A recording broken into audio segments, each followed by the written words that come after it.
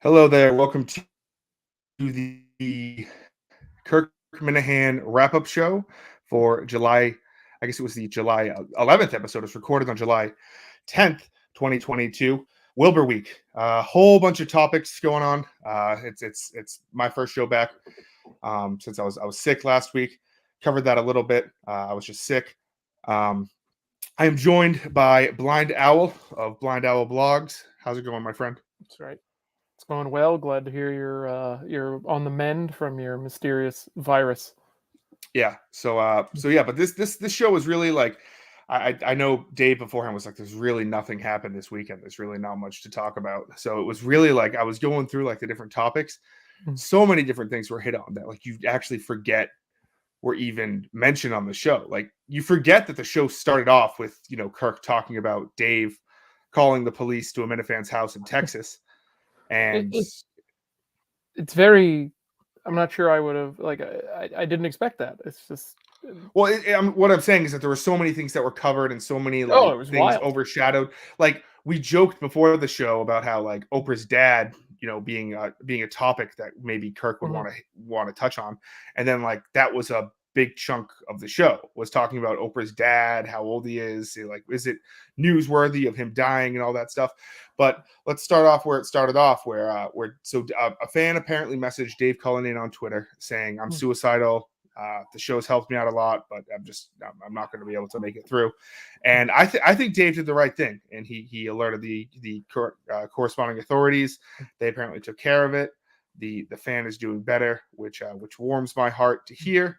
I don't know, because I saw a couple people say on Twitter that like, oh, you shouldn't have gotten the police involved. And I mean, I don't know if someone DMs you and says I'm going to take my own life, that's kind of, you're not trying to make any friends there. You're trying to save a life. Yeah, I mean, I'm in a unique position because as a teacher, I'm a mandated reporter. If anyone does say that to me, I have to report it according to law. So there's really not much. I agree with what Dave did. I mean, the worst thing that would have happened is the police go there and the person would said, "Oh, that was a joke," and then the police say, "Don't joke about that shit," and then it's over. Yeah. And then worst case scenario, the person actually was suicidal. Some people might say. Yeah, well, some people might say the worst case scenario is the police show up to a dead body, but I think Dave did the right thing. I think he was very yeah, but I think Dave did the right thing. He alerted the authorities. I hope that Minifan is getting the help they deserve, whether it be an in-treatment thing or an outpatient program or something like that. I mean, mental health is very real, and there are sponsors of the show that hopefully can help people better themselves in a whole bunch of different ways. But so the show it is officially Wilbur week after more than 2 years of selling the tickets. The week of the Wilbur is finally upon us. This is the closest we've ever been to a Wilbur show, and it seems like I just think the stress is high. Stress is high. Definitely, everybody's walking on eggshells there. It seems. I mean, I'm not in the room, but just for the VIP experience to the lighting, it just seems that that stress is high. Sounds like the VIP thing is going to be working out. I talked with Dave a little bit today. It involves checking people into places while the show is the first show is still going on.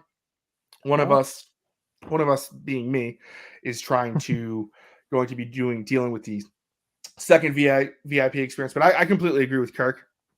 It's strange. Just it's maybe it's more prevalent in comedy to kind of have like the meet and greet afterwards.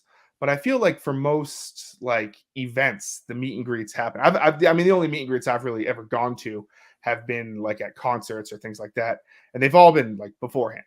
Normally afterwards, the bands and stuff like that, unless it's a smaller band who just kind of hangs out at the stage, but that's really not like a meet and greet. That's just kind of like hanging out after the show.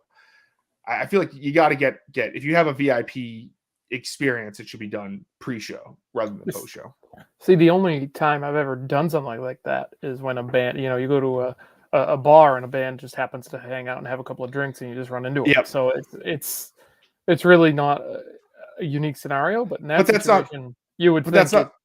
You would That's just also not. Okay, let me yeah. go. That's not something you paid for, though. That's something like the band just kind of hangs out afterwards. Exactly. If you paid for it, you would do it beforehand. I would Yes. think the same exact thing. And I will say, so turns out the number is close to 400 number of VIPs sold between the two shows.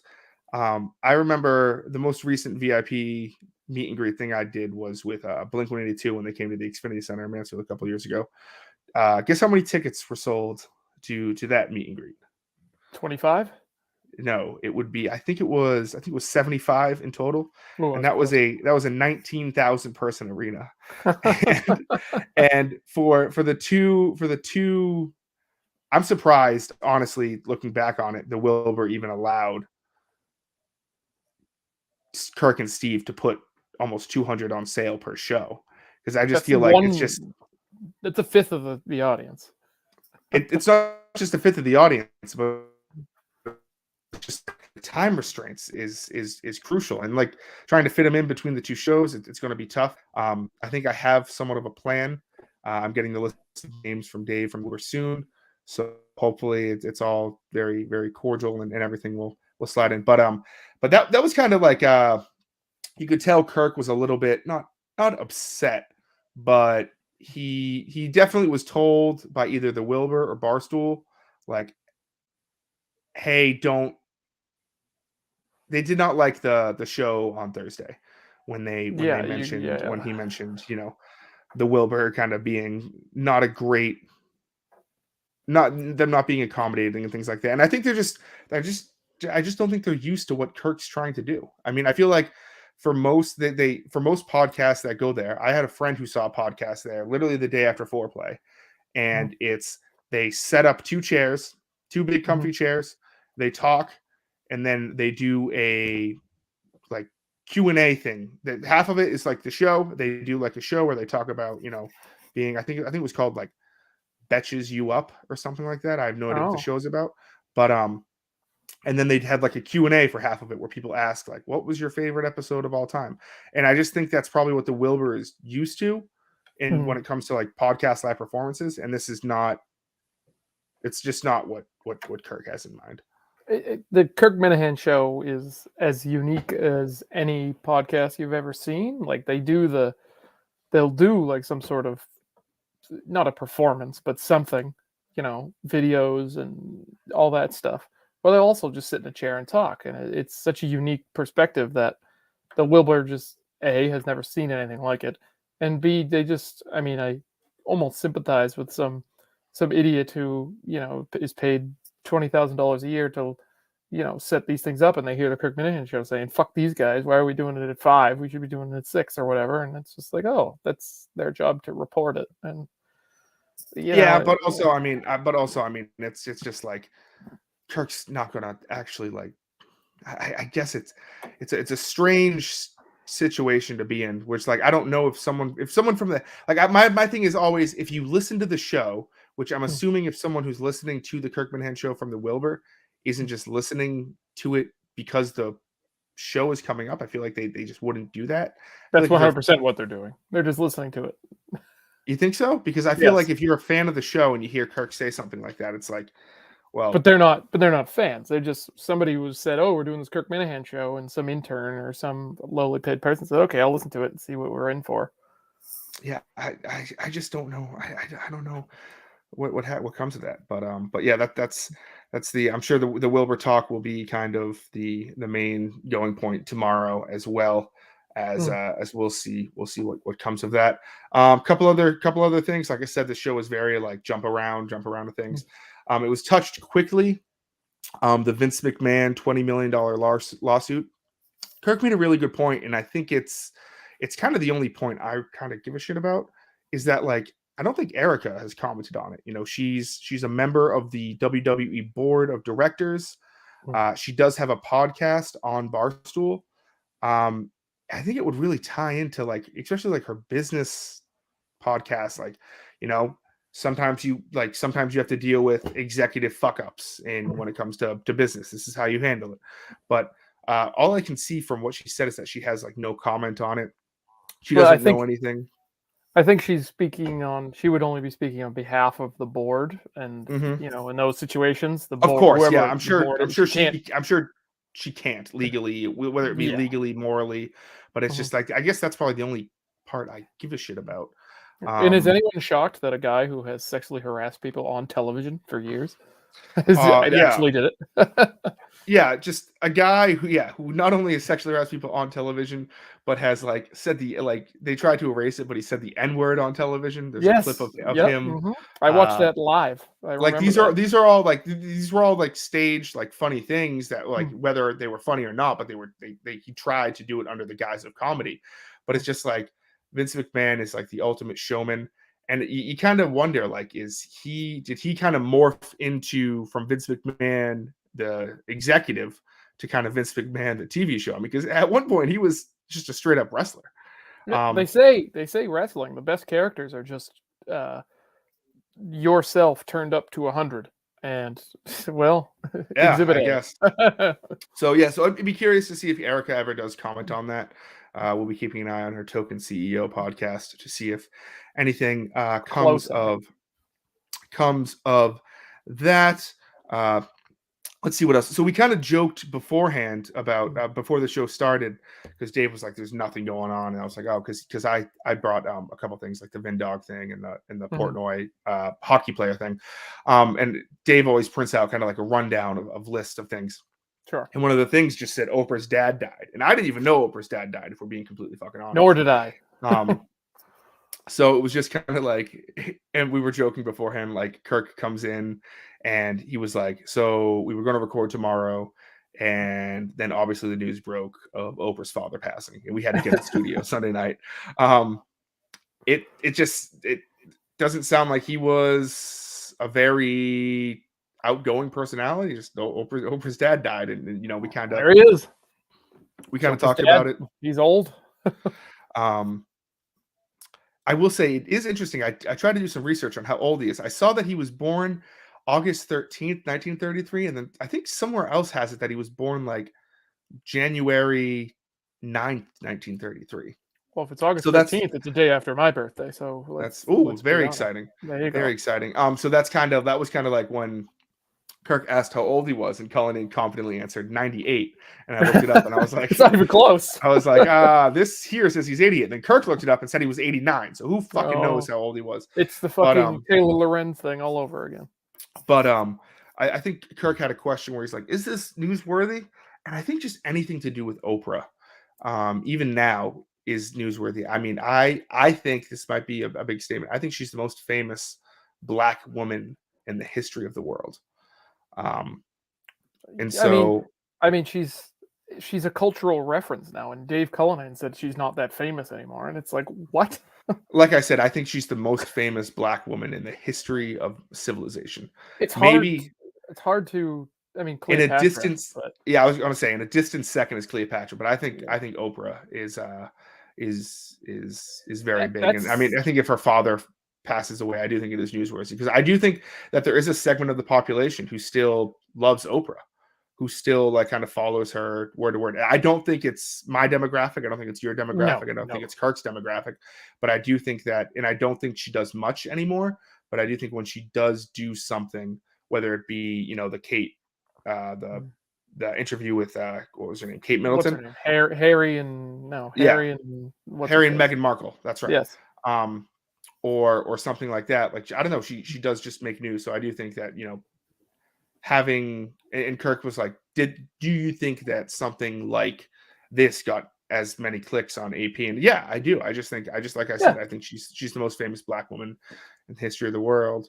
So I just think kind of anything to do with her is kind of. You get guys like us who say Oprah's dead. Like, what the fuck? And we just click it just to see. Oh God, well, he must have been old, right? I mean, that's what I did. I looked up how old he was. It's the first thing I did. Yeah. And it was good to hear that he wasn't the one who molested her. I didn't even know the story of her being molested. I knew there was something there. I didn't know the whole details.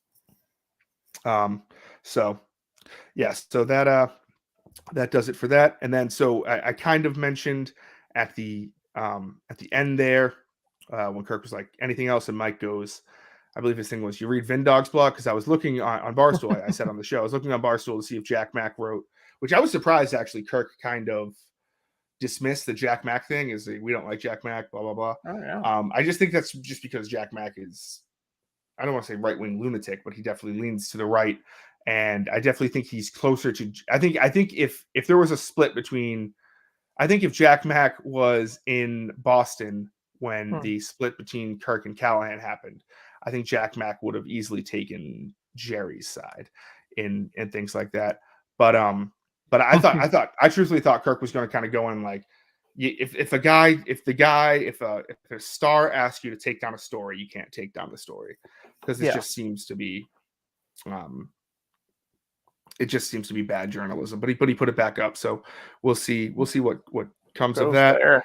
So anyway, so I was looking to see if Jack Mack wrote a blog about it, and he didn't. And I saw that Vindog wrote a story called "It All Starts with the First Mo," and it's I've read it. I read it in studio. It's incredible. I'm a huge Vindog guy now. I mean, it's a masterclass. I mean, I should be taking notes, running my website. I should just be writing about everyday things I do. It was just like, there was something soothing about it, to just read about a man just doing yard work and going to Flint Farm to pick up some mulch and getting into the history of the farm, and the mulch would stain his driveway. It's like, it was just a big blog about nothing, but it's like, I don't know. It had the most, I think I looked earlier today. It had this, I think there was a like Chicks in the Office blog about something someone wore to like an awards show or something that had a lot of comments. I think the second most comments was the Vindog story. Yeah. I mean, and as a amateur blogger myself, you'd be surprised at what people really like. Like, it's crazy what people like. And it's, the most popular stories on my website are stupid shit and it's blindowlblogs.com. That's correct, right? Yeah, that is correct. Yes. So that kind of led to Kirk's story, which I'm fascinated with Peter Minahan, that he would get the mulch going, the Les Miserables. Les Mis. I know of Les Mis. I've never seen it before. I know Hugh Jackman's in it, but that's literally the only thing I know about it. I watched I was in the room while it was on the screen about 7 minutes of it, and I couldn't take it anymore. Yeah, I listened to like the first song about some guy getting let go of he went on parole because he stole a loaf of bread for his nephew, and I was like, this is working man's music. I feel where Peter Minahan's coming from. I don't think I would be able to do that personally, but to each their own. I mean, it had a little get up to it. Oh, of course it did. Duh. You couldn't see like get a beat going of like the pitchfork and the mulch. Oh yeah, I could totally see it going. And to have like this routine is someone like kind of goes back to the whole point of the article. It's like, it's comforting to have this routine where you go out, it's mulching season, time to add mulch to the yard. And Peter Minahan, I personally hate the smell of mulch. I love it. Why? I hate it, but I remember doing it. My dad making us all go out and do the whole song and dance. Oh, I mean, just like I said, it's just something comforting about the whole thing. Couple other takeaways to hear. I mean, it's sad when Cullinane said that his grandmother is currently kind of looking for a home. That breaks my heart. I'm very close with grandparents and things like that. I know Kirk doesn't give a shit about that. But that kind of made me sad. But to hear this is a good question. Kind of goes back into the start of the show where Cullinane kind of reached out to the police officer. Now, if you're a fan and you see the Cullinane name on something, and you're assuming, because I mean, like Cullinane said, it's not a popular name. It's not a Smith. It's not a Johnson. To see Cullinane, and then to reach out to Dave and be like, "Hey, I see you're going through this. If there's anything I can do to help." What is your take on this? Is that too far? It's a little strange. Okay. What I mean is a way to do it, and if you have threatened to shoot up the Wilbur, that's probably not the spot to do it. I forget how that whole thing just came around. The heart was in the right place, I think. When he was threatening to shoot up the Wilbur, he was going to do it out of love. I can't speak to that, but in the the heart was in the right place with reaching out to Dave, but Of course. with a history of saying See, things like that. I think the history of it makes it funny, but I just mean if you're just a regular Minifan Like and if you it was see the me name. and I Mhm. saw like, I'll use the teaching profession and I saw a Cullinane in one of my classes, I wouldn't do it just because that's weird.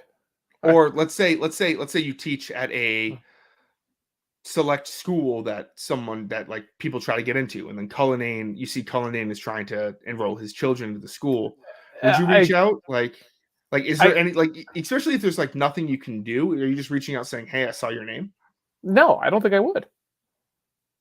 I don't think I would. Yeah.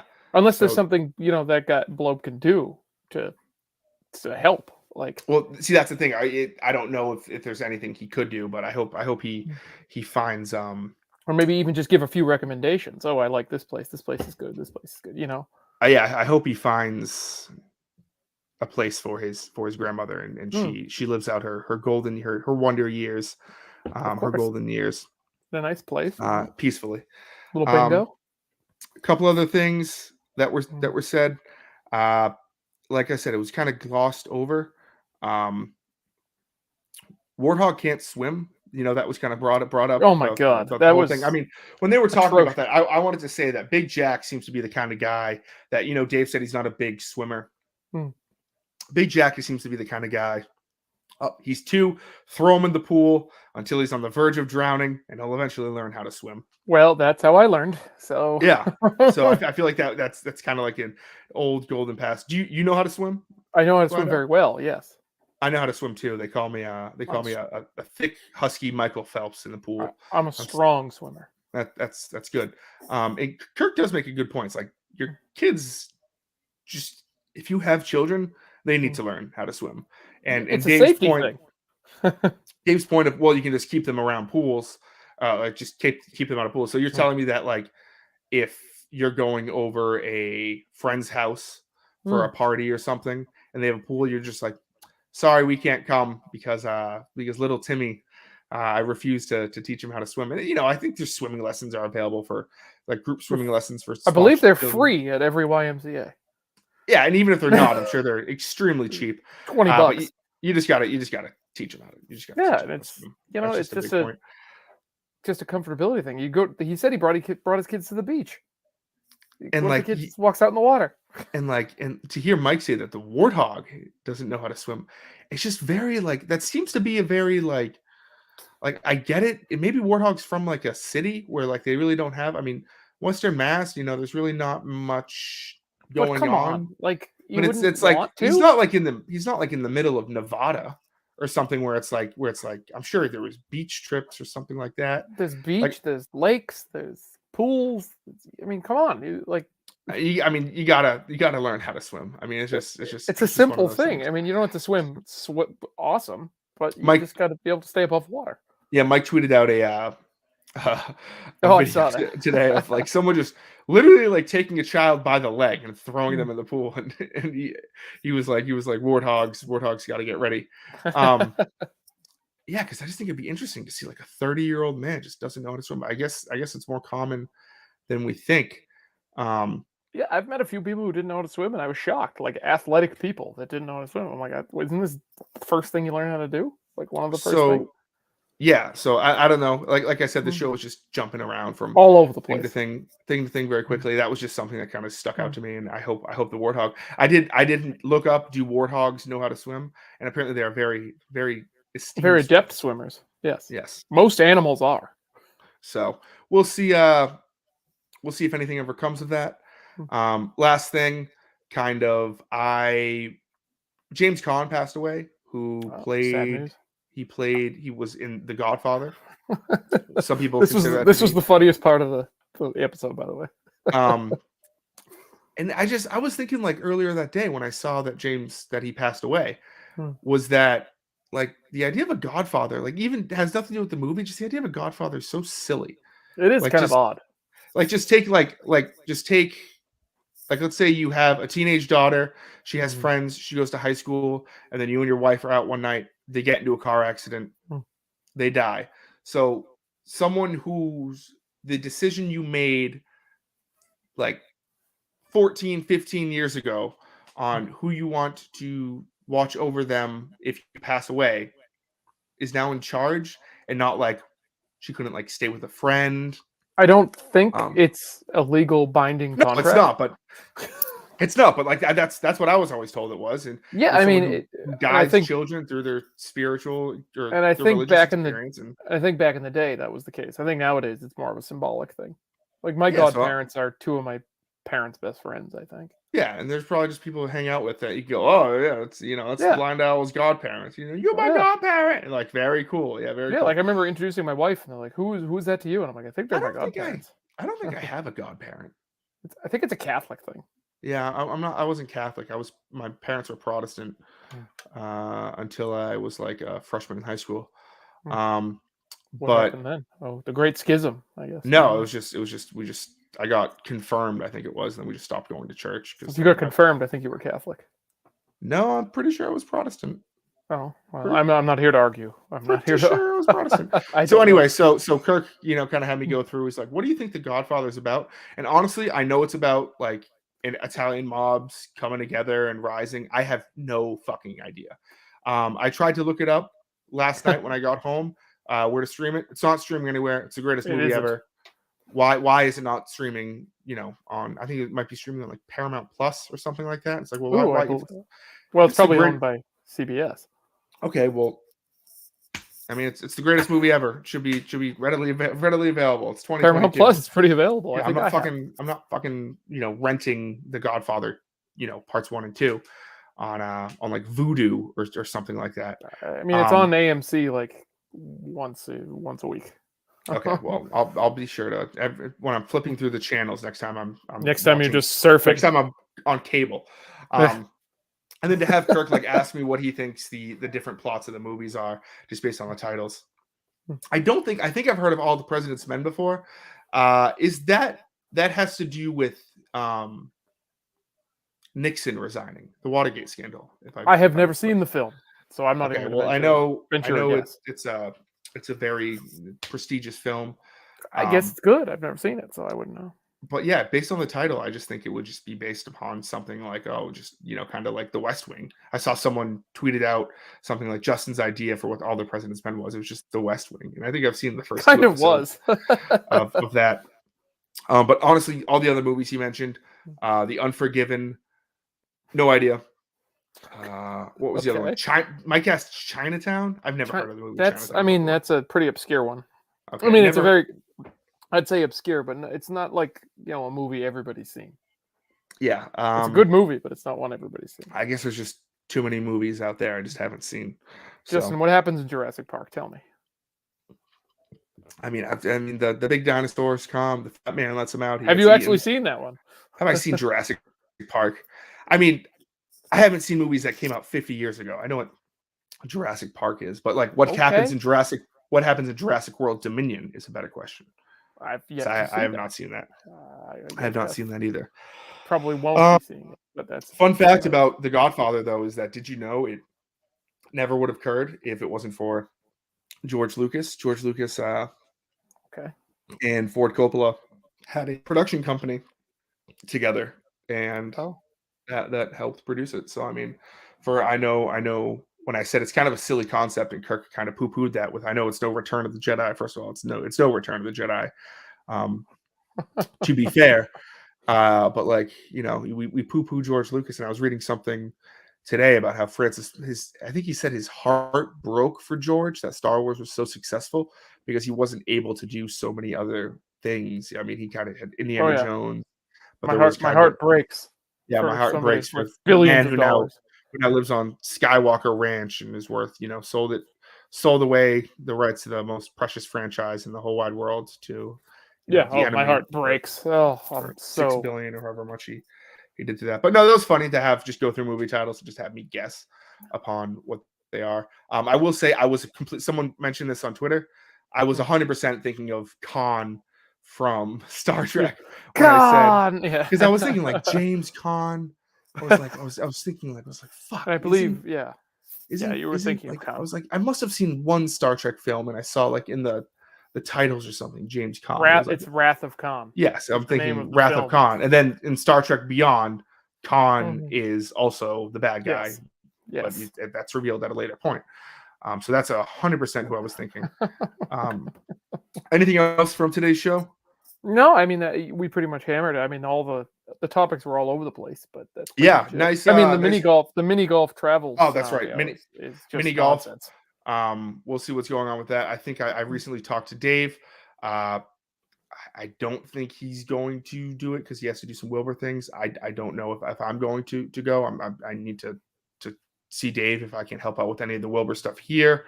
Sure. We'll see what's going on. But the course was that bad? The course was just boring, Blind Owl. I mean, it was nothing just, going on. It was just like, oh, there's a little hill, and there's the hole at the end. It was very exciting. like, oh, you got to hit around this rock. It was just a rock. Wasn't a very sexy. And like I know Mike said, like, well, what would a 10 be? You know, a gimmicky mini golf. You kind of want a gimmicky mini golf. Like you want a little bit of something. You don't want too much. You don't want like ridiculous. I kind of want too much. I kind of want too much when it comes to mini golf. No, I want my mini golf to be achievable, but I need at least one gimmick hole where you gotta do something ridiculous. Yeah, we'll see. So I believe that is it. We'll see what goes on with tomorrow's show in regards to the mini golf tournament. Anything else? Like I said, go to blindowlblogs.com. I appreciate you jumping on. We'll be updating soon. Perfect.